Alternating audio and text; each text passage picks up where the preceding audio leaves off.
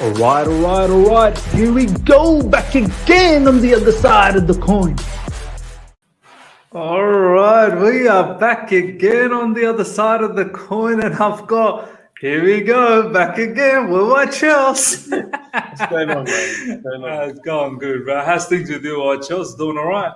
Yeah, all good, man. It's been a long time since I've been on the channel, so good to see yourself and Ishan on here. I'm looking forward to it.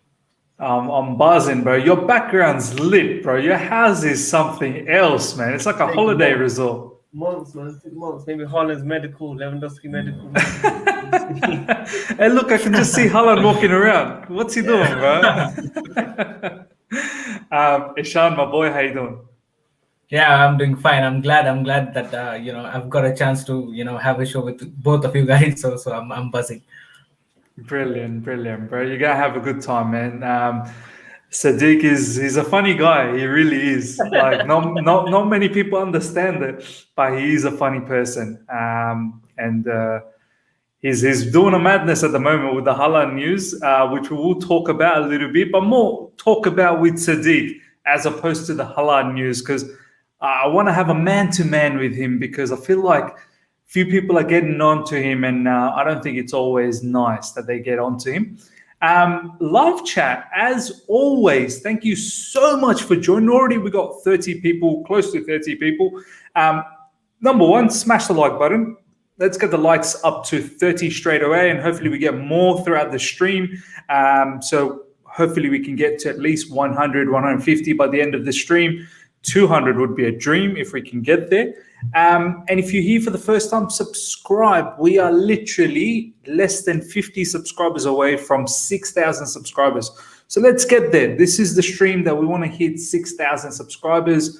I can assure you, you guys are going to have a mad show today. Already the live chats, they're all here for Sadiq. I might as well just take a holiday now. Everyone is here for Sadiq.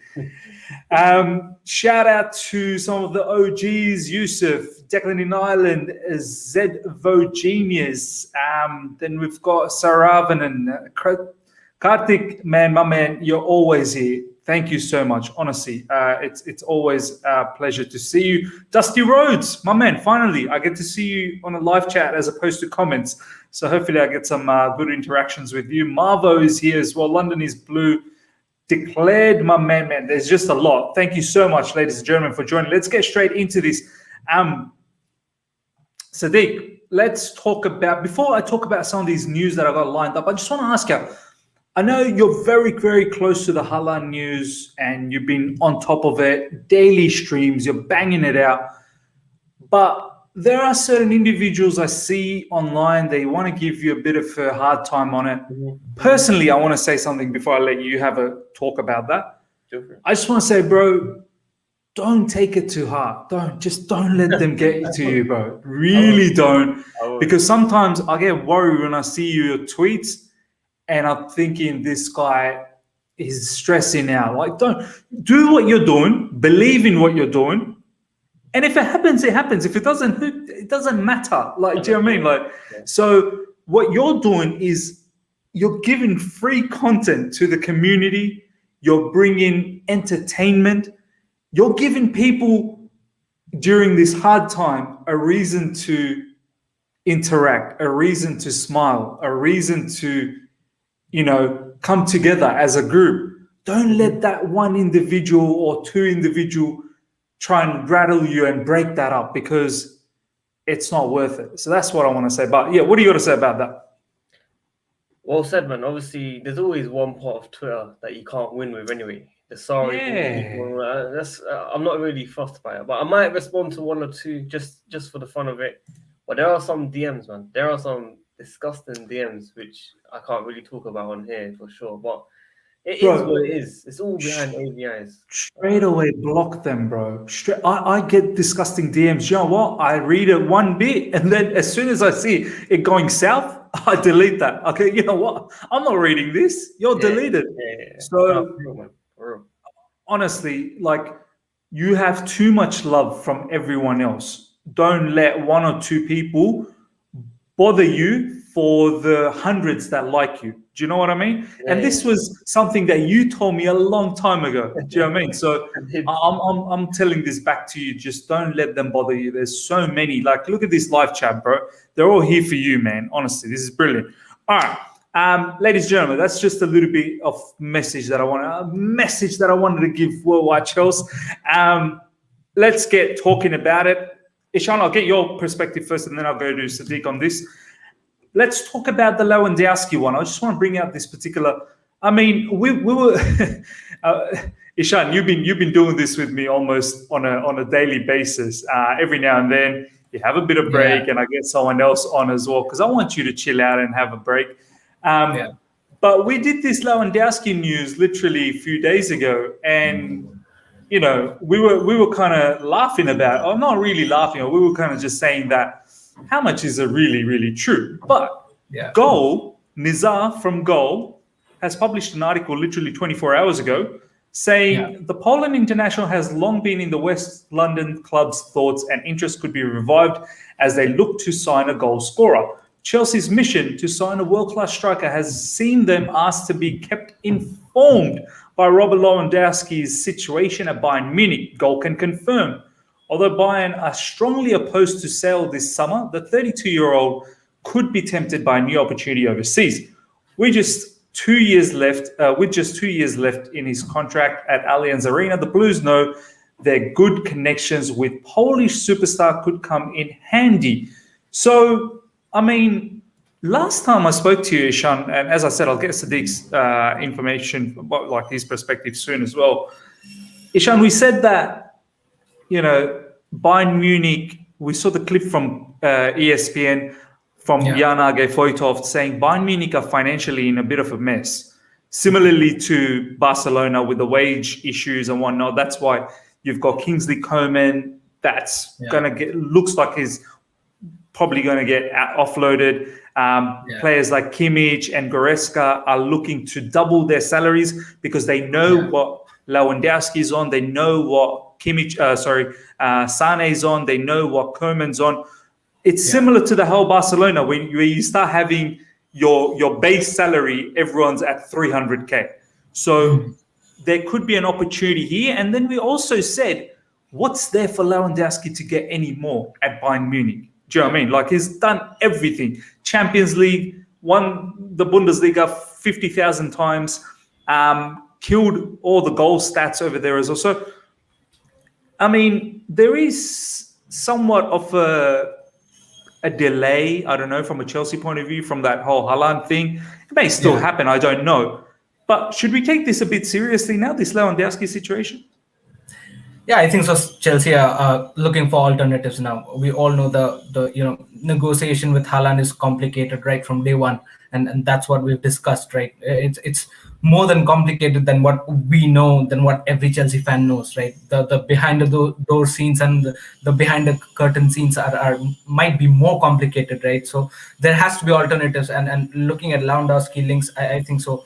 The things that we discussed were pretty much spot on, but the things that concerns me regarding Lewandowski is, and we've discussed this before also, that it's number one, it's his age, right? And next, when he comes to Chelsea, he won't be given a very long-term contract, right? He'll be 33. He'll be 33. Yeah, next month he's 33. He's going to be 33, and he's definitely not getting a 4 or a 5 year deal contract. It's going to be a maximum 2 year or maybe 3 year, exceptional case. But then that's the thing about Chelsea Football Club, and that to a striker. If it was a centre back, well, there's already Thiago Silva who's broken the shackles and then said that, listen, I can be a 36-year-old, but I still can be one of the best defenders in world football, and he's proven that in Chelsea. But then this Lewandowski, he's a striker, and Premier League is very demanding. We all know the intensity in Premier League, and you have to be up there with your performance. That's the thing that concerns me. And another thing is regarding Lewandowski is that the thing which we already discussed in our previous show is that would Lewandowski want to leave Germany at this time? He loves the club, and also the club loves him. Talking about Bayern Munich, these guys, they like to keep their legends, and they like to extend their legends legacy for more years, and make them at least a little bit extend their legacy to some bits. So I think so. That made me think that this deal is getting difficult, because I don't see Bayern Munich leave Lewandowski, or maybe I don't see a Lewandowski, wanting to leave Germany at this age. If he was younger, yes, there was a probability that he wanted to explore more and experiment more. But he's already 33, like you said, he's won anything and everything that he can possibly, did in his whole career, and he proved that, over the years. I don't think so there's anything for him he wants to prove in Chelsea. But then, if the links are true, if he wants to come out of Germany, and if he wants to try new challenges, that's if what he wants to portray himself. I think so there's a chance that Chelsea Football Club might quite clinch it. Fair enough. I mean, Sadiq, this commentary from Roby, it feels like lazy journalism. Is that what it comes down to, or do you think there's something into it? No, first of all, obviously, we got Ishan for his opinion. Very, very well analysed for sure. We got Lewis for the donation as well. Guys, sending super chats, sending all the likes as well. The more likes, the more YouTube recommends this video out to new users. So please help us out whilst we can. Just very quickly, the Lewandowski one is definitely legit. I tweeted, I think 2 days ago, that it is kind of like a plan B. The Lukaku news for me is definitely a smoke screen. And I also want people to think behind the scenes that if Dortmund don't sell us Haaland and re-sign Lewandowski, for example, what do you think Bayern will do next year?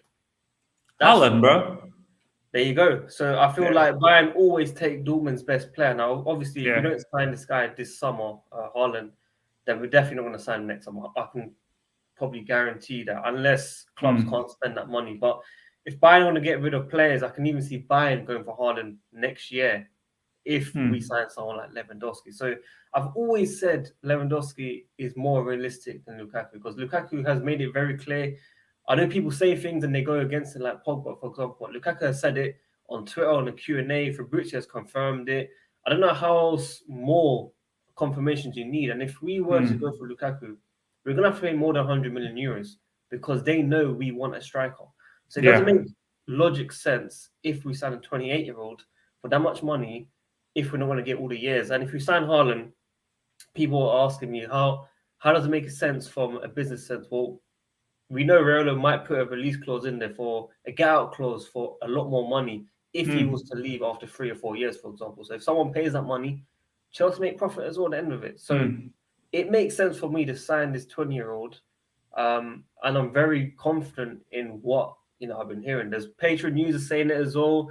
I feel like we all have the same people. Now, I want to make it very clear, I don't have sources. I never ever had sources. The people that I speak to, you know them, and they are very close to these guys as well.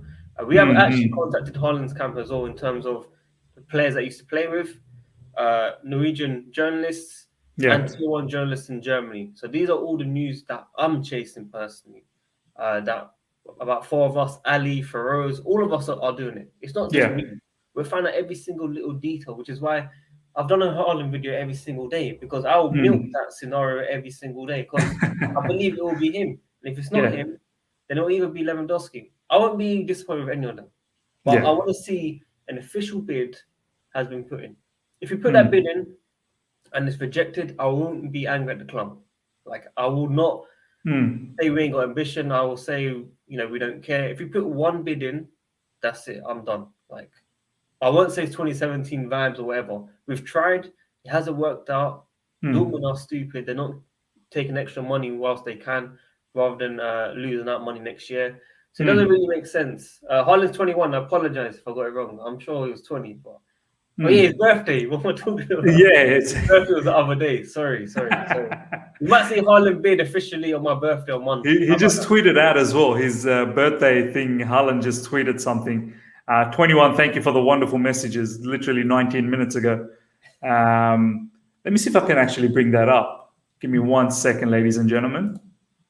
Let me see if I can bring this. One of the 3, definitely. But it just doesn't make sense that we go for Lukaku after everything.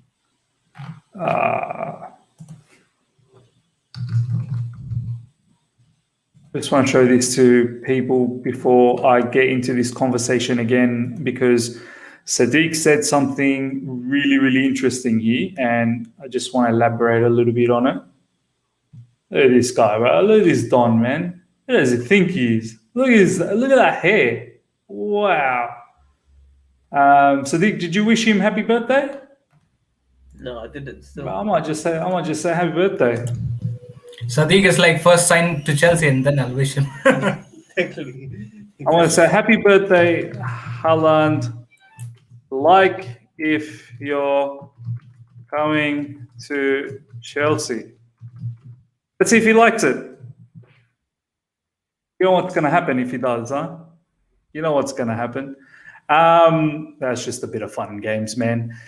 It's Louise. Thank you so much for the super chat. Reporters on Twitter are saying bid imminent. I saw that. I've, as Sadiq said, there's people that feeds us all this information every now and then, and this was one of the information that was fed through. Look, just going back to what Sadiq was saying, there's a lot of upside to the Haaland situation. I know we bring different news from different sources, and we present, like yesterday, I was bringing what Matt Law was saying just a few days ago. Matt Law, it's his opinion, and he was saying that this Haaland situation for him seems absurd. Like that, those are his words. It seems absurd. The wages are absurd. The agent fees are absurd. The transfer fee is absurd. So he's more driving the Lukaku drum, and he's been driving that drum for a very, very long time.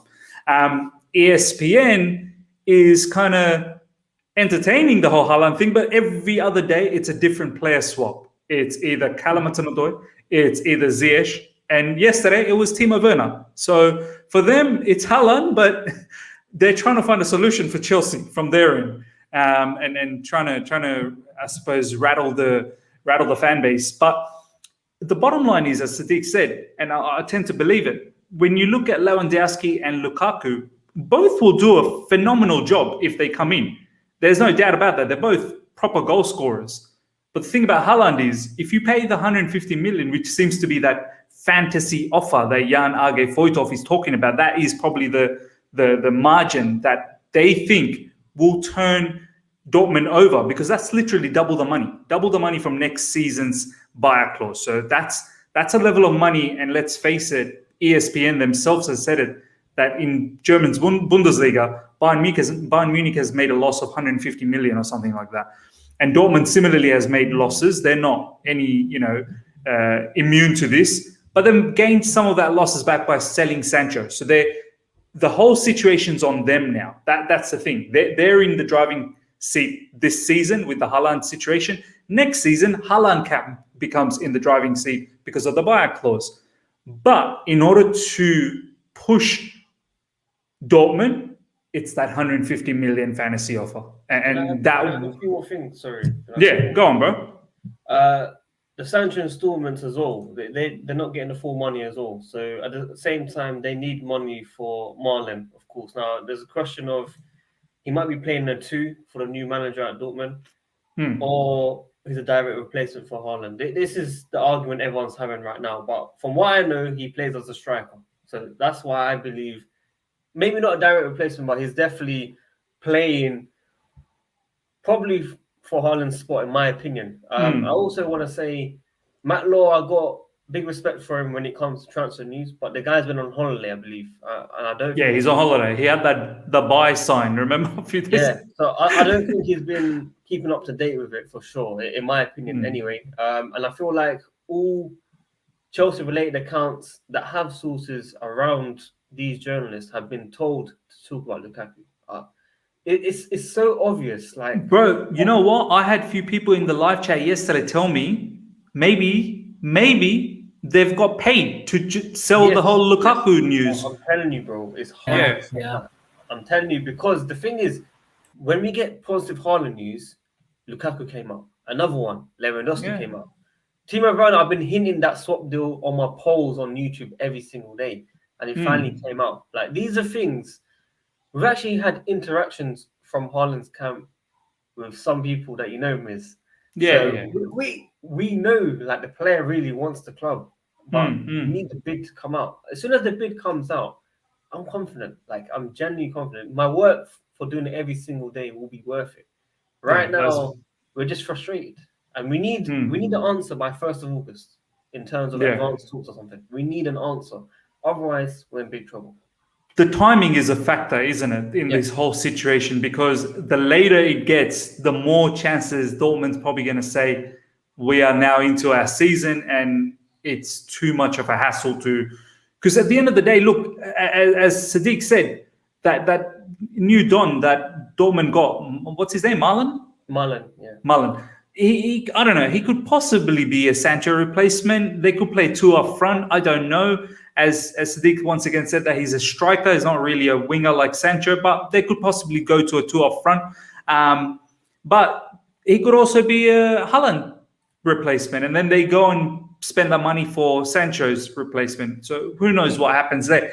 But look, ladies and gentlemen, basically, Haaland is still the number one target. It always has been. But if for any particular situation, this is why Goal has come up with that particular article saying Chelsea wants to still be informed about Lewandowski's situation. And Lewandowski could be enticed. Highly unlikely, but at the end of the day, it all comes down to money, wages, and all of that. And you can turn anyone. And Bayern at the moment, they're in a bit of a financial mess. So they're also looking to clean up. So that's a little bit about that. Let's move on to the next one, which is going to be very interesting. I really want to hear what both of you guys have to say about this. It is the bad boy Declan Rice. He's back in the news. It was a little bit quiet for a little bit. I just want to bring something up in regards to Declan Rice, which is Simon Johnson. Simon Johnson's not on holidays, so this guy, he knows what's going on. Let me just quickly. All right, Sadiq, let me know if you need to go, bro. Do you need to go now? I'll give my opinion on Declan Rice quickly because I don't want to waste too much time. Yeah, go ahead, bro. So, Simon Johnson's just come out with this. The more you talk to people about Declan Rice situation, the more you think a move could still happen in this window. He has made it very clear to West Ham that he won't sign a new deal and, as reported elsewhere, wants to be kept informed of any bid. So he won't sign a new deal and wants to be informed for every bid. Looks like what West Ham said, the 100 million, he doesn't like that. I've seen it somewhere that he said, I don't know whether it's him or someone else, said that anything around 60 million, he wants to know what's going on. Yeah. No, look, I totally agree with that tweet. He definitely wants to leave. He definitely hasn't signed. I think he's rejected 2 or 3 deals, in fact. But it's just a question of whether Chelsea want to actually spend that money. I know 50, 60 million doesn't sound a lot for the way we're spending money in general life nowadays on football, but we're looking at other players as well. You got your Tuchemenis. We've met his agent. Confirmed Petr Cech has met his agent, of course. There's also talks about Kamara.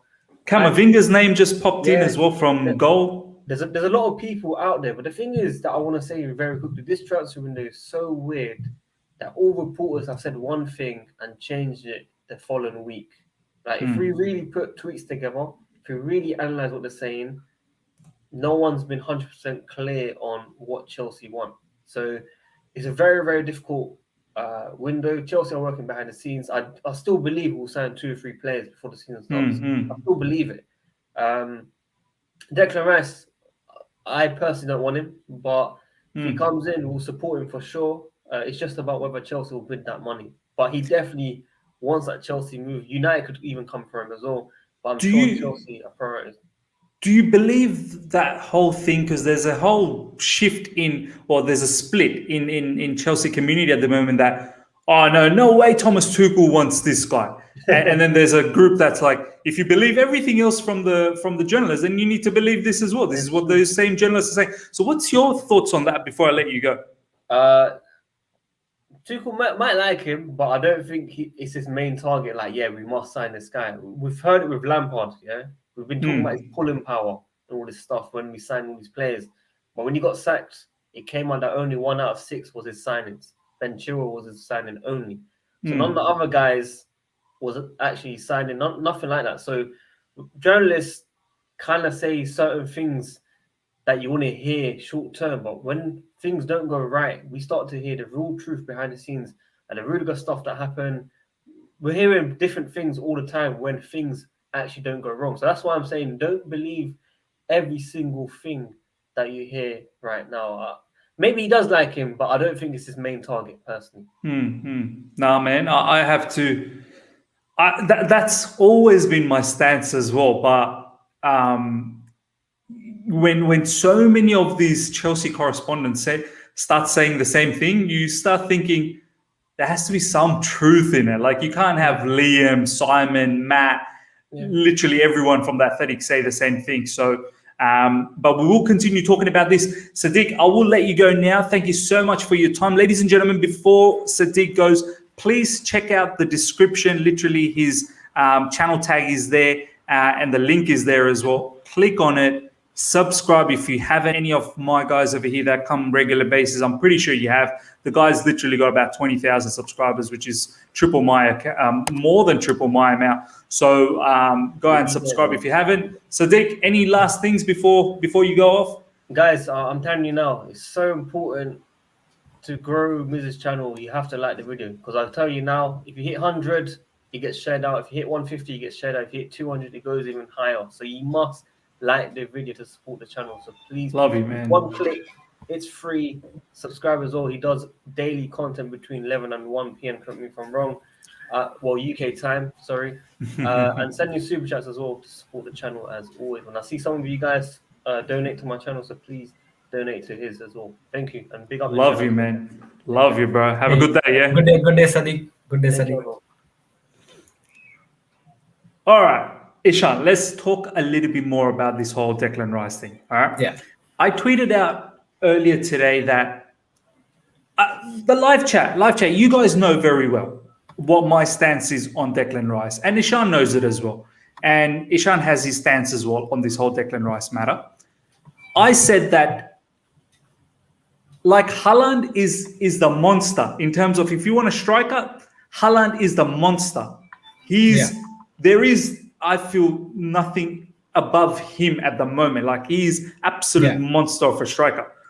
But when I think about Declan Rice, I don't think about him as a monster DM. Like, I feel like there's other options available who are maybe better as well. I don't know, maybe better, in my opinion, and the way we play. But, Ishan, I said that I can't disregard Declan Rice, his desire to play for Chelsea. Yeah. He wants to play for Chelsea, man. He really does. Mason Mount, look, ladies and gentlemen, you guys might be thinking, oh, you know, you're making fun about, oh, he's best friends with Mason Mount. That could actually be a factor as well. It really can.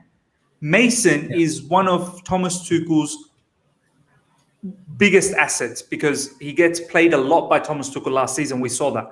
And I said it last season many a times, but that Thomas Tuchel's most probably valuable player is Mason Mount. Like, he plays him all the time. Key matches, Mason Mount's there. What do you think Mason's going to say to Thomas if they sit down and have a conversation? I'm pretty sure Thomas Tuchel would ask him. Like, I literally saw an episode of Rio Ferdinand's Vibe with Five, and Rio was saying that back when he was playing, Sir Alex Ferguson would come and ask the players, who would you guys want to see play for Man United? Like, you guys would know. I want to hear what you have to say as well. He used to ask the lads. And there was one time where Rio Ferdinand said Frank Lampard. He said, I would love to see Frank Lampard at Man United. That was, I think, when Frank was just in the middle of either signing a new extension or whatnot. And apparently Frank did get called by Rio Ferdinand. And Frank said that, no, I'm staying at Chelsea. I'm very happy here. I'm going to sign the contract extension. And then obviously the rest is history. So don't for a second think that Mason Mount is not talking to Thomas Tuchel about this, or Declan Rice is not saying something to Mason to say, mate, can you push this? Can you make this happen? So there's the desire to play for Chelsea. There's Mason Mount factor. Thomas Tuchel, I have to now, when there's so many Chelsea correspondents talking about it, if I believe in a lot of their stories, or even if I don't here and there, I need to believe somewhat that this is true. So when I put all of that together, I feel like this is inevitable. This is, whether we like it or not, it's gonna happen. That's my feel. But Ishan, how do you see the whole situation, man? Yeah, whatever you said, you know, marks a huge importance on this whole situation. But not just Mason Mount, but even Declan Rice. Let's not forget that he's been an academy guy, in Chelsea, and it's been long. It's not been very long since he's left Chelsea, right? So he definitely would have his own contacts as well in Chelsea. The thing is about the manager. The manager is new. I am 100% sure if Frank Lampard was our manager until now, Declan Rice was sealed for Chelsea. 100%. He's playing for Chelsea.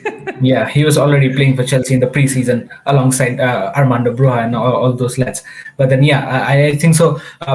About Thomas Tuchel, you made a very valid point that Mason Mount is one of the best players for Chelsea right now, and also one of the most important players for Thomas Tuchel as well. So Thomas Tuchel definitely would want to, analyze the situation and say, listen, if he needs to make Mason Mount a better player, then there has to be someone who would complement him, and it cannot be anyone better than Declan Rice. We've seen this in the past Euros where the performances of Declan Rice were very good, and also alongside Mason Mount, when Mason Mount was playing, they were complementing each other very well.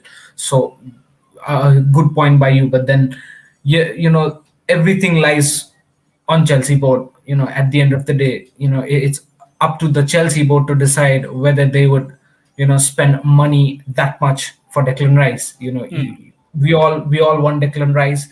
He's a very good player, and he's improved. He is improving day by day, and in the past performance in Euros as well, he's played very good, and alongside Calvin Phillips. So yes, like you said very correctly, that there are many options, and even I accept the fact that there are many options, and if £100 million is actually the asking price, and if Chelsea had to actually take £100 million, give £100 million and buy Declan Rice, I think so. There are many better options, half of price of that, right? So, but then yes, if Chelsea does not, actually, it wouldn't matter if Thomas Tuchel or Mason Mount would envy Declan Rice that much, because I'm pretty much sure Frank Lampard really wanted Declan Rice even in the beginning of the previous season, but it did not happen.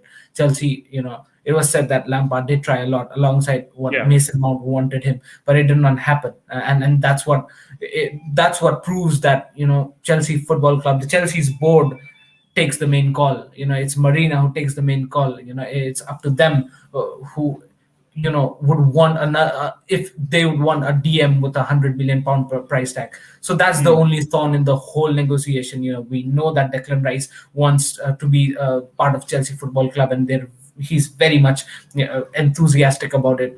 His passion speaks about Chelsea. He's an academy guy, and he does not need to prove that he loves this club. It's in his heart, and there are many instances in the videos. He's in holidays. He's in holidays with Declan Rice at the moment. What do you think they're talking about every now and then? I'm sure they're talking about it. Declan Rice would have, regretted so much from inside that he left this club, and eventually we went on to win the Champions League. He would have loved to lift that trophy. He got released, bro. He got released. He didn't want to go. Yeah. He got released, and it's quite unfortunate. But then yes, now again we're in the turmoil that we want to sign him back. But that's the only thing, miss. It's not. Again, it's not about, even if it's not about the price tag. We know the price tags, gets elevated transfer season after transfer season. The elevation is there. But then the thing is, he's an academy guy, right? We could have had him all along for free. But then we've released him, and now he's become one of the best DMs in Premier League. And now we are regretting that, and we want to buy him back, but the price tag is way too much, and that's the only thorn in the whole negotiation. If the price tag was at least around 80, then that could have been negotiated down to a 60s or a 70s, or at least a 75 to seal the deal. But then the price tag is way too much. The asking price is way too much, and I'm not sure how the negotiations will transpire. But that is way too much for a DM to ask for. So that's the only thorn. If the price tags get sorted, then I see Declan Rice as a Chelsea player next season. Yeah, man. Look, I wanna address Ralph Lauren, because I saw Ralph the other day in the live chat saying, "Do I read out the comments?" Ralph, it's very difficult at times to have a show and also read out every single comment, but I try and keep a track. And any interesting ones that I see, I do want to address it and make a discussion out of it. But today I specifically saw you, and that's why I want to address some of your comments. And it's gonna end up being a good discussion anyway. But before we do all of that, looks like I saw someone else also comment that Miles Peart-Harris is officially now a Brentford player. So there you go, another academy boy has gone to Brentford. I don't know the total ins and outs in regards to exactly how much this was and whatnot. I'm sure we will see reports coming from the Chelsea correspondents and whatnot very, very soon as to how much it was worth. Live chat, let us know if you're already on top of it as to how much this was and how much money we made. But yeah, there's another player. So we've got Mark Gihey gone, Lewis Bate gone, now Miles Peart-Harris gone as well. Very soon we're probably going to see Livramento go as well. And there's some conversations around Conor Gallagher as well. So yeah, it's crazy. But at the same time, we've said it that it's a business model. Okay, I want to address some of these Declan Rice conversation and declare just to let you know as well, we will have a fans call-in show sometime this week, so all the fans will get to have their say very soon. Please smash the like button while you're here. We've got over 150 people live. Let's get the likes all the way to 100. If you've been enjoying this and if you're here for the first time, subscribe. Check out Ishan's socials in the description as well and follow him. As you can see, it's lovely to have a conversation. Okay, Ralph Lauren says, we are not breaking the transfer record for an ex-academy graduate. The same academy haters said the academy is for making money. Okay, so the word that I'm hearing, Ralph, is Declan Rice doesn't believe he's worth 100 million. This is apparently coming from him. He does not think what West Ham is saying, that he's worth 100 million. And West Ham can believe that because he's West Ham's captain. He's helped West Ham rise to where they are at the moment, literally from relegation battlers to coming 6th, I believe, or 5th. They came last season. They're in the Europa Cup. So West Ham can believe what they want to believe because that's their asset. But Declan Rice is so keen and he wants to be realistic. There are some information from inside from your people like West Ham employee, which is a very well-connected West Ham account and also Chelsea account. They've said that Declan Rice wants to be aware of any bid above 60 million. Any bid above 60 million. So he knows his worth is around that, and there's no point in asking for 100 million. Let's be realistic. He knows that. He's also not signed a contract twice. He's not signed a contract extension. So he's so desperate to come back. So that in itself, I think, holds some sort of value. And this is coming from someone who doesn't advocate for Declan Rice to come in. I literally, Calvin Phillips is a player that I would love to have at Chelsea. Fantastic, phenomenal player, Calvin Phillips. Then there's Shermani, who's been talked around. Boubacar Kamara, I saw some clips. He can do a lot of things. Kamavinga, I'm okay-ish, not that much keen, but he's another one who can do a bit of a job. But yeah, this comment, we're not breaking the transfer record. I don't think it will be a transfer record. So the money factor, you don't need to worry about. But the second part, the same academy haters said that academy is there to make money. Yeah, it is a business model. We've sold Mark Gihey and whatnot, but even with Mark Gihey, we've put in a matching clause, which means if Mark Gihey goes and does fantastically well for Chelsea, for Crystal Palace, Chelsea will have a matching rights. So if they want to buy him, so if, say, for example, City comes in and puts a bid for 50 million for Mark Gihey in 2 seasons' time, Chelsea can match that and Crystal Palace will be bound to sell it to Chelsea. So, yeah, it's crazy. This is what I've been saying, that we do sell our academy players, but this is how Chelsea's always operated. We don't have the time to develop players. We don't. We rather sell our talented players, get them developed elsewhere, and we're happy to buy them back. We have the money. Do you know what I mean? I would not be one bit surprised if we ever get back Mark Gihey. Look at us going after Lukaku. Do you know what I mean? So, I'm not worried about it. This is how Chelsea operates, Ralph Lauren, and you just got to accept it. This is We can sit here and beat our head day and night, but Chelsea simply does not have the patience to develop players. Like, right now we're actually seeing quite a bit. In fact, Billy Gilmore is getting developed. Yeah. Do you know what I mean? But don't be surprised if Billy comes back next season and he's in the periphery, because we have so many midfielders, for argument's sake, and Billy looks to go out. And who knows, maybe Chelsea might sell him too. And maybe years later, they may buy him. They may buy him back. This is just the way it operates. I'm sorry to say this, Ralph Lauren. You may think of it as crazy, but we've been winning trophies, so we can't really complain. We can't really complain. Is it sustainable?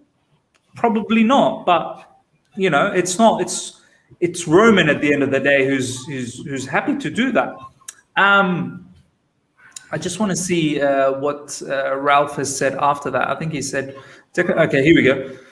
Declan Rice can't dictate how his employers value their services. Declan can decline transfer requests all he wants, but he has several years left. Yes, okay. Let's touch on this. And Ishan, I want to get your thoughts on it as well. Yeah. Declan Rice has still, I think, 4 years, but after, 4 or 3, maybe 3 years left or something like that. Yeah. West Ham are weary that they can get the most money now. If they wait another season and Declan Rice definitely doesn't sign a contract extension, that price could slowly start diminishing. So West Ham will slowly start losing power here as the years go away from them.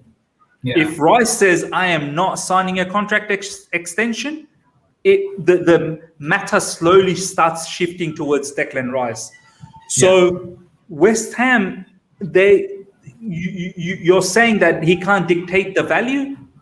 Yeah, he can't, but at the same time, he's not signing the contract extension. So in essence, he kind of has some influence in this whole thing. Ishan, what's your thoughts on this? Yeah, 100%. Declan Rice in West Ham, I've said this already, that West Ham are being totally opportunist at this point of time with Declan Rice. They want the maximum amount of money by selling this guy, and they know that Declan Rice is the biggest attraction for them, right? Financial attraction for them. And if there's anybody in West Ham United who can get them good amount of money, it is Declan Rice. And again, if they sell it to Chelsea, Chelsea have their own dilemma here and there. But then the thing is, they actually know, West Ham know that if Declan Rice actually wants Chelsea, and that if there's a pressurizing situation from Declan Rice to Chelsea, and then all his contacts, Declan Rice contacts, including Mason Mount, to actually influence the board to go away with this deal, then Chelsea will be bound to buy this player. And again, West Ham being the opportunistic that they are, £100 million is the price tag they're keeping. So in account to that, Declan, my friend, has asked me that I've already always repeatedly said that £100 million is the price tag that Declan Rice has been wanting, and he's asking me how much do I see Declan Rice get price tag is. That's exactly what Miss said. It has to be £60 million, not more than that. Let's say yes, add on to different clauses and those commissions and all, max to max 70, and I don't see a single penny above 70. That's it. So that's the thing with Chelsea. Even Chelsea would definitely want the price range to go that down, but it is not, because West Ham are being totally opportunistic and sticking to their position, and they're being very stubborn. Yes, whatever Miss said regarding that, even I thought about that, but then the thing is, would it actually affect West Ham?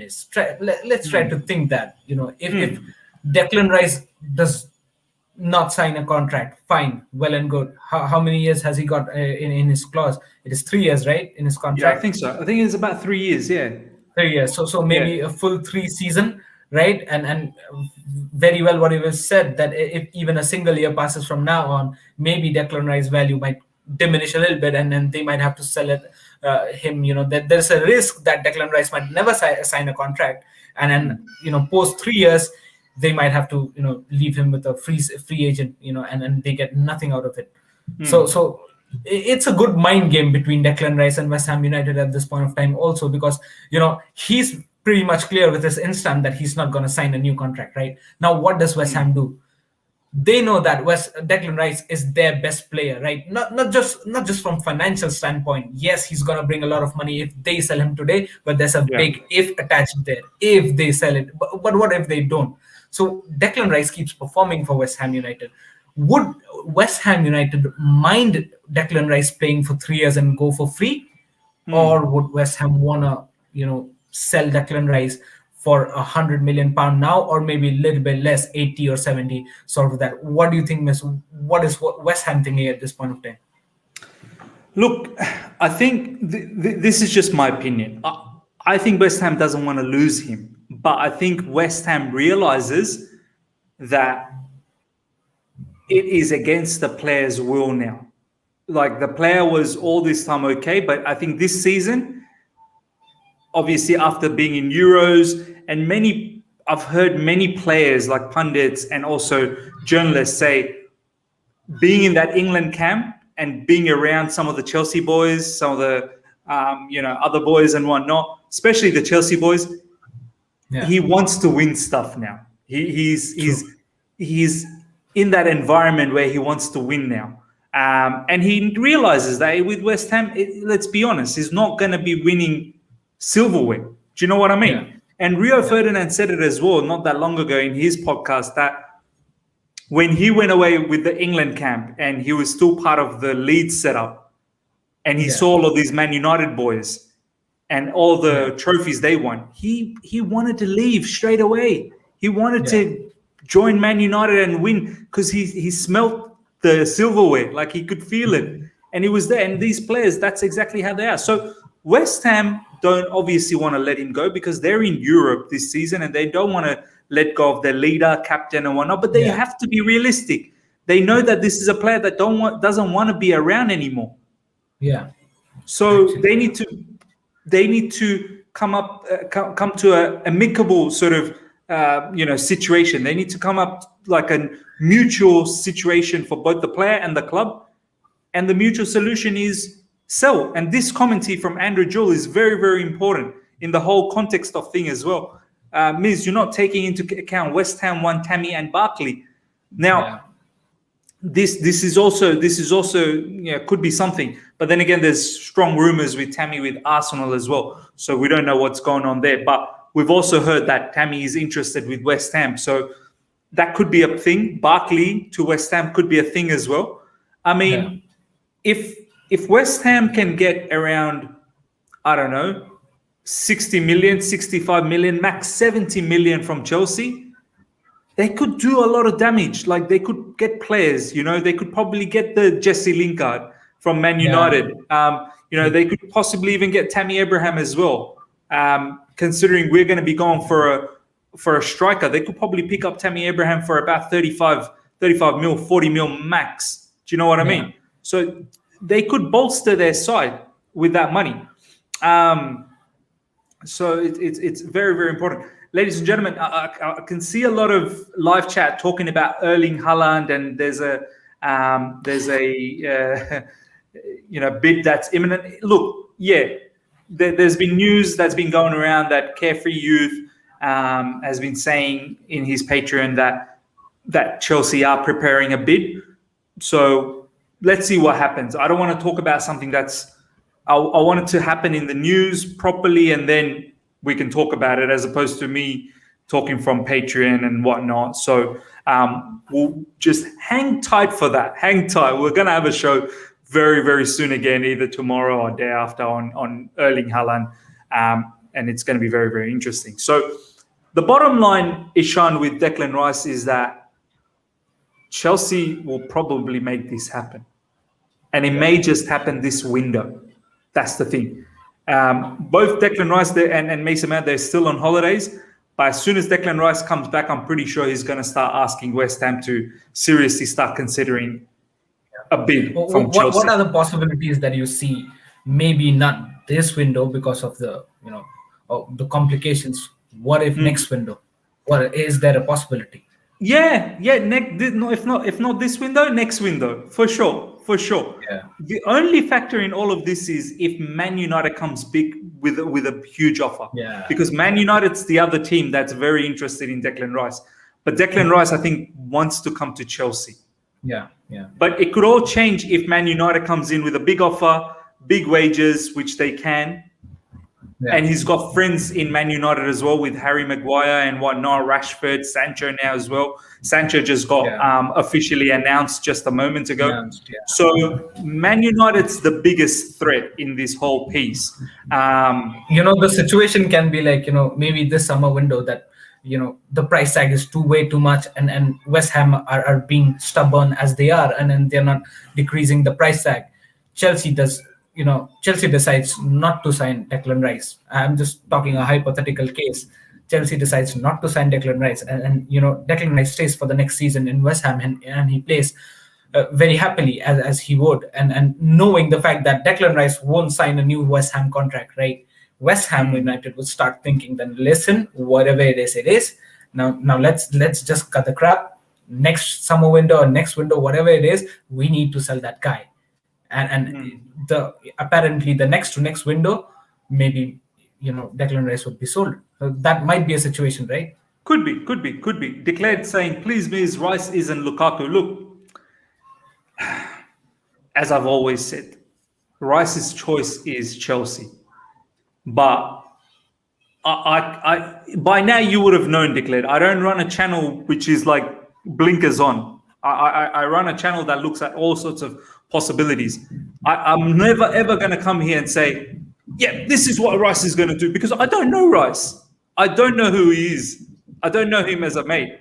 That's why I'm putting all the possibilities out there, and then you guys can believe what you want to believe. My job is to present everything out there, what can happen. My opinion is that he will stick around for Chelsea, but you just never know. What if that particular offer just doesn't come from Chelsea and he's desperate to move? It's not too far-fetched to think that he could move to Man United. He's got mates there as well. So it's not far-fetched at all. It is absolutely not far-fetched. Okay.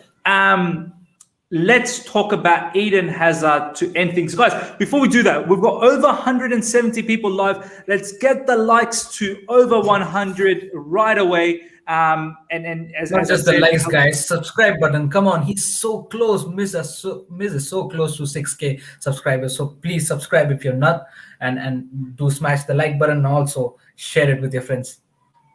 Man, I got to get rid of this Devan Shahata, man. I just can't put up with these idiots in the live chat. Mods, please, whenever you see things like that, you have every right to block, remove those particular people, because you know exactly the kind of live chat that I run in this particular channel. It's respectful. We come here and we see what you guys have to say.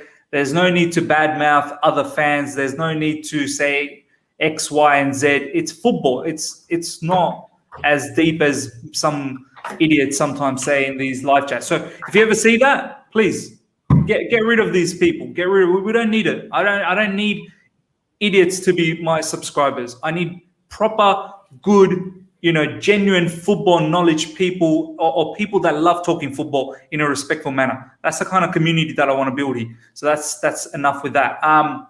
Before we get into the whole Eden Hazard conversation, as I said, and as Ishan was saying, let's get the likes up to over 100. We've got over 170 people live right now. So let's do that straight away. If you're here for the first time, subscribe. 6,000 is just around the corner. Check out Ishan's socials in the description. Mr. Politos Way. There you go. Be realistic, Gehi. A non-Premier League player had 1 year on his deal and we got 20 million. An English international team captain with 3 years isn't going for 60 million. That 20 million, I don't think it's really 20 million. But then again, it's very close. What I recently read, it was something around 15 to 18 million, but still very, very big. That 1 year, I read somewhere, Chelsea still had the option to hit extra 1 year on that. there was a clause in that whole Margihi thing where they could hit it, and that would increase one more year. But Chelsea saw an opportunity here, and the money was too good. So it was really Crystal Palace. Crystal Palace came in with the overs. They valued Margihi, in that particular price range, and Chelsea obliged. I'm not sure if there were other interested parties for Margihi for that price. When you think about it, we've got Conor Gallagher as well, who's a Premier League proven, well, not proven, but someone who's at one season in the Premier League already. Margihi did not kick a ball. Yeah. And apparently Conor Gallagher is possibly going for less money than Margihi. Palace was looking at about 15 million for Conor Gallagher. Now Leeds are in the frame of things. Whether it's a loan, I don't know. Newcastle's looking for a loan as well. So Margihi was a special scenario, very special scenario where Crystal Palace just came in and went overs. Yeah. It wasn't any other club. Do you know what I mean? So, and also it wasn't as if, Gehi was actively pushing for it. He saw an offer come in and he accepted it as well, personal terms. Yeah. The thing with the Declan Rice thing is he's kind of pushing West Ham now. So that's the difference with the price. When you have a player push for it, then the club kind of falls into this bit of a trap. This is what's going to happen with Tammy Abraham as well, Ishan. Because all the other clubs, they know we're trying to get rid of Tammy Abraham. Yeah, exactly. So they don't want to pay 40 million for Tammy Abraham because they know we're going to try and get rid of him. Yeah. So they're all waiting. Why don't you go and buy Erling Haaland? And when you're desperate to sell Tammy Abraham, I'll be here. I'll help you. But I'm not going to pay you 40 million because I know you want to it's a bargain. You want to get rid of him. So I'll take him for cheap. So that's what's happening at the moment with Declan Rice, where West Ham is pushing for the high money. But Declan Rice is saying, look, I don't want to stay here. Yeah. I'm not going to sign a contract extension. My price value is around 60 million. So if you don't sell me now, you're going to get less next season. Yeah. Because I'm not signing a contract extension. So it's up to you. So he's kind of put West Ham against the wall, even though West Ham's in power, but he's put him against the wall. So that's just my thoughts on it. Very interesting situation, isn't it, Miss? Declan Rice pushing West Ham to the wall, West Ham waiting for Chelsea to sign Erling Haaland. Then they'll get Tammy and give Declan Rice. My goodness me! Exactly. Happy transfer season. and then when you look at the whole Haaland thing as well.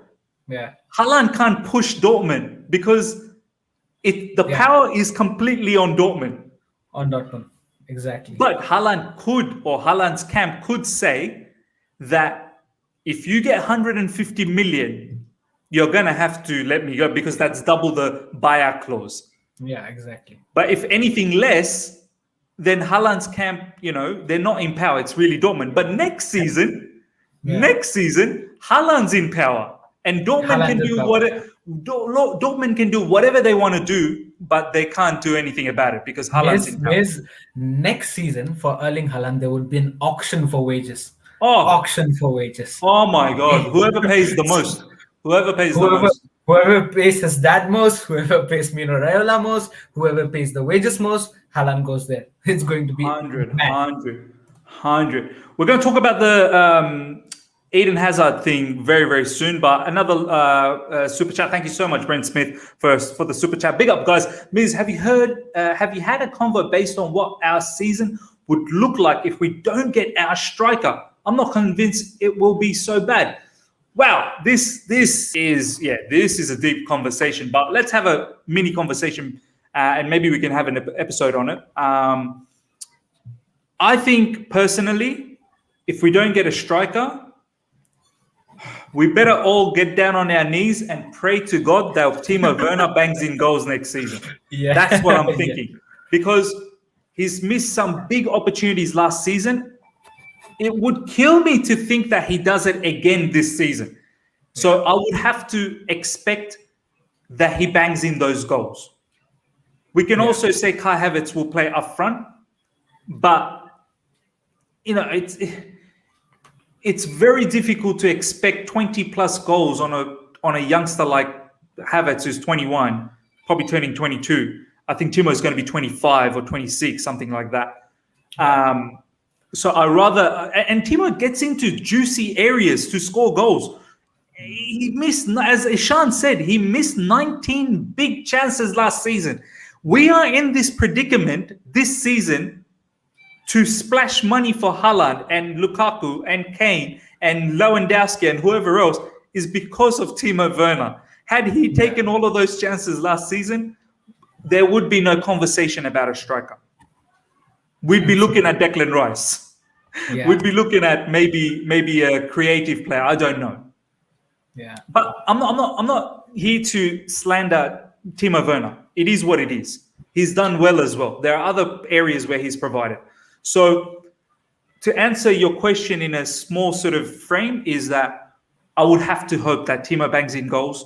I would have to hope that Havertz bangs in goals. I would have to hope that our midfielders chip in minimum 7 to 10 goals. And then there's the whole conversation about Tammy. I would probably keep Tammy then, because Giroud's already gone. And if we're not getting a striker, then I'd have to keep Tammy. All right, let's talk about Eden Hazard, Ishan. Yeah. I'll bring this up and then I'll get your thoughts on it. So Simon Johnson saying, if any Chelsea fan is getting excited at the latest reports linking Eden Hazard with a return to Stamford Bridge, don't be. Nothing in it. Like straight up, there is absolutely nothing in it. But what I want to ask you is, Ishan, our fan base, there's quite a lot that want Eden Hazard back. I mean, I want to hear what your thoughts is before I provide mine. Yeah, I mean, listen, Eden Hazard for me is one of the best players I've seen in Chelsea Football Club. Is probably one of the best players in Premier League that I have seen, right? So, I mean, he's a big player for us, right? He has been. But then the thing Chelsea fan base needs to realize is that he's not the same Eden Hazard. And he, it's just the latest interview that he had given. He said that himself, right? That he had broken his ankle 3 times. He has literally broken his ankle 3 times. And he was said apparently injured. He was apparently injured throughout Chelsea career as well. Yeah, exactly. And he's a kind of a player who sacrifices himself, and tries to win those fouls and penalties and free kicks. That's the kind of player he is. We all know his dribbling abilities and the caliber of Eden Hazard. We know all. We don't need to explain that. But the thing is, all these years of a little bit of a physical torture to him, be it in the form of tackles or interceptions or whatever you might say, it has taken a toll on his body now, and the injuries are quite often now. He said himself in that interview that, listen, he was asked that, people think that, or he was asked about his form recently in Real Madrid, and he said that, listen, people might think that, I would want to perform the way I did in Chelsea, but, I've broken my ankle 3 times, and that's never going to be possible. One thing that I can guarantee from my end is that I'll be giving 100% on the pitch, and that I can write you in bond papers. But the thing is, I'm not the same that I was 3 years ago, 4 years ago, 5 years ago. Exactly. And that's never going to happen. And he said that himself. He literally said that he's broken his ankle 3 times. Yeah. Right? That is huge. And we all know that once an area of your body is broken, not once but multiple times, things are crazy. It's not going to be the same anytime. Yeah. He might come back to the pitch, play games, play his games in and out, make his impact. But the electricity that Eden Hazard had during Chelsea Football Club is, you won't get to see that again. And he has said himself, the prime days are gone. The prime days are finished. the prime Eden Hazard is gone, and I'm sadly to say I would be the happiest guy on earth if Hazard comes back to Chelsea, just because it's Eden Hazard, right? It's just because it's sentimental value. That's what it's just sentiment and it's all emotions. But then from a technical point of view, you wouldn't want Eden Hazard. First thing first, it's his injuries, and he said that himself that he's not going to be the same anymore. Even if he tries, he cannot be the same. If you know your body, you know your body, right? He's saying that he cannot be himself. That means he's tried to go to that level when he was the prime Eden Hazard, but he cannot because his body is not enabling him to. So when he says that he can go to that place again, to that stage again, we need to believe him. At least we need to believe Eden Hazard. So from that standpoint, I don't think so. Eden Hazard would deliver anymore in Chelsea Football Club, neither in Premier League. And also Premier League is way too much to ask for Eden Hazard now, looking at all the injuries. Yes, I believe in Chelsea's, medical board and medical team and all those stuff, but then still, he's been injured way too often now. I would definitely, it's an emotional attachment, but then from a technical point of view, I don't think so Eden Hazard should be coming. And he knows that thing. Yeah, look, I'm completely certain Eden. I mean, look, I don't know, but I feel that his chapter, even from himself, is over. This is how I look at it, ladies and gentlemen. This is how I look at it. And I want to see what you guys have to say, and I want to bring out some of these comments. And while you guys are doing that, let's smash those like buttons and then get it up to 150 likes. We've got over 160 people here. So Eden Hazard, on his last season under Sarri, he was quite vocal that he wanted to go to Real Madrid. He constantly talked about Real Madrid. He constantly talked about Zinedine Zidane, and it was his dream to play under the idol. And I said it at that time that sometimes dreams can be elsewhere as well. Like, I have many dreams too. I've got many dreams, but sometimes I think that I'm okay where I am. I'm content. I'm happy. Do I wish to be somewhere else? Sometimes, yes, I do. But I'm not going to jeopardize what I have here, which is so comfortable. With you guys, like I have you guys, the live chat. I have this channel, nearly 6,000 subscribers. I don't want to throw all of this away. I'm happy here. Yeah. Can I throw it away? I possibly can. I possibly could go somewhere else. I don't know. A dream, something. So that's something that I said that Hazard, I know you had the dream of joining Real Madrid, but Chelsea Football Club gave you everything. And I know you gave everything to Chelsea Football Club as well. I get that. But the fans, they adored you. They treated you like a superhero here. They shed tears for you. Yeah. You were treated as a prince. As a prince, you would walk in Stamford Bridge, you would take your first step and it would all be Hazard. Everyone would be so mad for you. Yeah. Surely that has some value. Surely that has some massive value that maybe you could have finished your career at Chelsea. Yeah. And you know what, Ishan? I don't think Chelsea would have had any issues with Eden Hazard finishing his career at Chelsea. Yeah. True. I don't think Chelsea would have any issues with that. Yeah.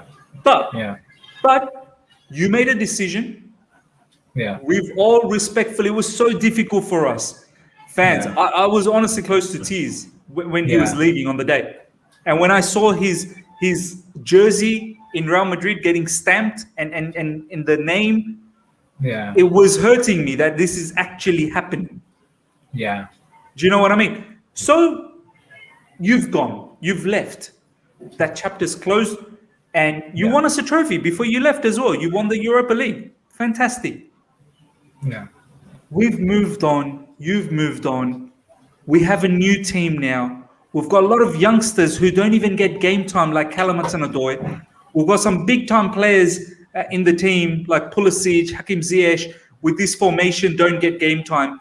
I don't want to now bring in Eden Hazard, who's been injury-prone over the last 2 seasons for Real Madrid.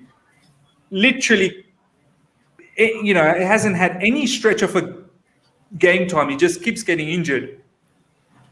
Yeah. I don't want to look back anymore. This team is going forward now. I'm sorry. The team is going forward now. Does he still have quality? He does. I'm not saying he doesn't have quality. He does. But that train has gone now. The chapter's closed now. Yeah. And you need to continue with Real Madrid. I'm sorry, the fans over there are not giving you the same love that we used to give you. But you make the choice. Yeah. You made the choice. That was your dream. Yeah. Courtois and you were talking about the White House, playing at the White House one day. Well, Yeah. you got your opportunity. You are playing at the White House.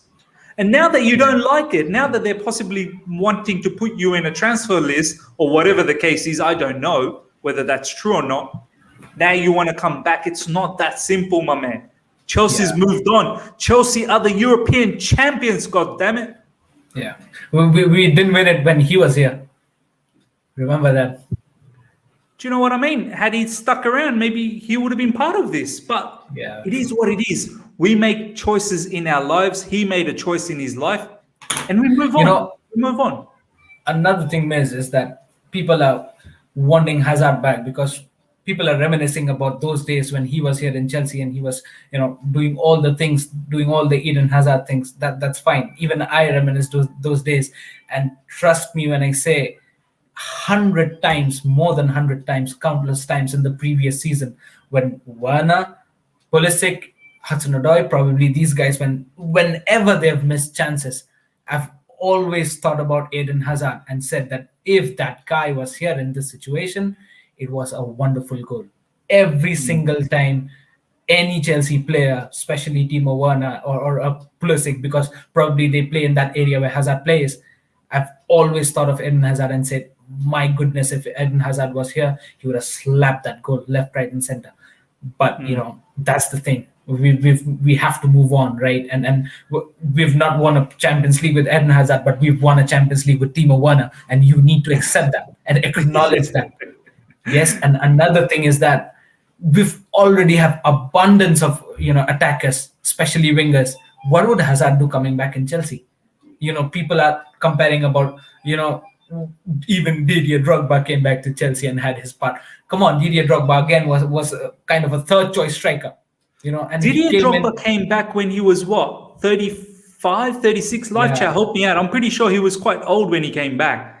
He wasn't like just 30. for the support, right? He was there just he wasn't 30. Eden Hazard is literally, I just checked his age. He's 30. He's going to be 31 in January. Yeah. Do you know what I mean? Eden Hazard's not coming to Chelsea to be a bench player or a rotational player. No. Eden Hazard he's a blockbuster. Yeah, and just imagine, Miss, if he comes, and does not click and start missing. Drogba was 37. Yeah, exactly, Faz. And if he comes, does not click, starts missing opportunities, gets injured day in, day out, it's the same Chelsea fans who would start, cussing him and saying that you're good for nothing and this, that, one season wonder and whatnot, whatever they want to call, they'll call. So that's the thing, the chapter is closed, let it remain closed. Let's not dig out the graves. Exactly. I like this comment here for Bonolo saying, respectfully, I think the reason for this is that majority of our online fan base is young and Eden Hazard is to them what Drogba and Lampard is. You know what? You could be onto something, man. Because, there is a lot of youngsters and they probably hasn't seen all the other older players of the golden generation. Once again, look, I've got nothing. I love Eden Hazard, man. For me, he was the most talented player that I've seen. Probably Frank Lampard is the most complete player, but Eden was the most talented, genuinely talented. So I got no issues, fantasizing that Eden would one day come back. But if I'm being realistic, I don't want it. It's a step backwards. I don't need it. Do you know what I mean? Team is looking at Haaland. Team is looking at a Declan Rice. Team is looking at moving forward to develop it. You know what I mean? Callum Hudson-Odoi. Do you guys not want Callum to start? Do you want now Eden Hazard to take Callum Hudson-Odoi's minutes as well? So, think about that. I want to bring this super chat here. Alex Abhishek. Alex, man, it's been a long time, man. Thank you so much for returning. We've missed you in the live chat. Thank you heaps. Thank to everyone that's super chatted today, honestly, and honest, like the entire live chat. Thank you, always supporting all the time. Alex is saying, if we see hope in Masunda, why not in Eden? Just give him 6 months of rehab. Maybe he can be fixed. I still have hope on Eden's. Okay, Alex, what I want to ask you is, what is it that you want to? Okay, say we get him revived and rehabbed. What is it that you want to see with Eden? is a sentiment, or you really starting Eden in our team? Like, why? He's going to be 31 this season. Why are we looking back at this thing? And you also have to understand he's done. He's finished his chapter here. It was good. It was a sweet ending. He's gone. He's chasing his dream. He went to chase his dream at Real Madrid. Why are we now bringing him back, or wanting to bring him back, to take away the players that actually want to be here and make a future here? Eden has given his time. It's finished. And to address your thing about Masunda. Look, my man. Yes, Masunda seems fit, but just a quick insight note. I don't know if you know this. Masunda didn't participate in the first preseason match. You know why? It's because he had a slight hamstring injury. That's why he couldn't participate in the first preseason. And we're gonna see a lot more of this, probably. I don't think Masunda is ever going to be completely fit. Yeah, I mean, Alex says we see hope in Masunda because he's not got his fair part in Chelsea Football Club.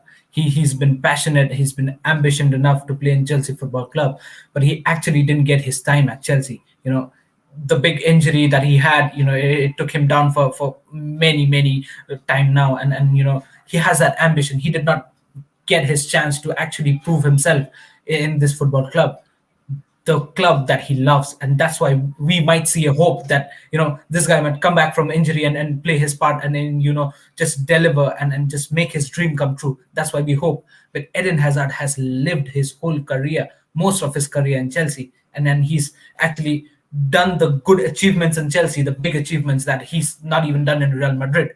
So I mean, which hope are we talking about here? We've already, if we've hoped about Eden Hazard doing something, he's already done. He's already done it. He's already done everything. Many cups. Yeah. He's won the Premier League for us. Yes, he's won the FA Cups for us. Europa League as well before going. So he's done everything. I mean, what's to hope now? Yeah, well, what more to hope? Like, he's done it all, man, honestly. I like this comment here from Declan in Ireland. Hazard must be on at least 400k per week at Madrid. We won't pay him that. He's 30 now, so we won't even offer him a long contract. He might as well stay where he is. Yeah, man, he might as well stay where he is. See it out. Do your best for Real Madrid. Try and see if you can win back that fan base. That would be a challenge for him. And then after that, once you're done over there, get your biggest paycheck as you can in MLS. Honestly, he will kill it. He will absolutely kill it in America, and the fans will go wild. You've done your thing for Chelsea, my man. You've done it. But as I said, you could have stayed. You could have just completely retired at Chelsea. And I don't think Chelsea would have had any issues with that. So that's just my opinion. I mean, you know, I just want to bring this up from Come On You Blues TV. At Declan, you know, I don't want Grealish. We have Pulisic, and bottom line, like Miz and Ishan are saying, and like I said in a prior message, we just don't need a winger, period, not Grealish or Hazard. Yeah, look, I mean, Grealish is, you know, he's a youngster. Like, I could understand if Chelsea's going for a Grealish. Do you know what I mean? That makes sense, because then we are looking for the future 5, 6, 7 years. You know, Grealish is the kind of player that probably would stay at a club like Chelsea. But once again, we've got Pulisic, Timo Werner, Ziyech, Callum Hudson-Odoi. Havertz can play as well in the sort of in and around that inside forward. So we've got too much options, man. And some of these players don't even get game time. So at the moment, I don't think that's where the issue is. Striking is an issue. And then obviously after that, DM and whatnot. But yeah, ladies and gentlemen, that brings us close to the end of our show. We've covered quite a lot of ground. We've talked about Lewandowski being a genuine plan B, but then obviously, you know, the whole situation with Haaland is very, very, obviously, we all know it's true, and Chelsea's #1 selection. So let's see what happens there. There's big talks that apparently there could be a bid that is imminent. So let's see what happens. We talked about Declan Rice. He's so keen to join Chelsea. So we'll see what happens in that particular space as well. And obviously we've touched on Eden Hazard. ladies and gentlemen, do look out for another show later tonight, UK time, 9 p.m. I'm going to have Connor from One Leeds fan channel. We're going to talk about Lewis Bates.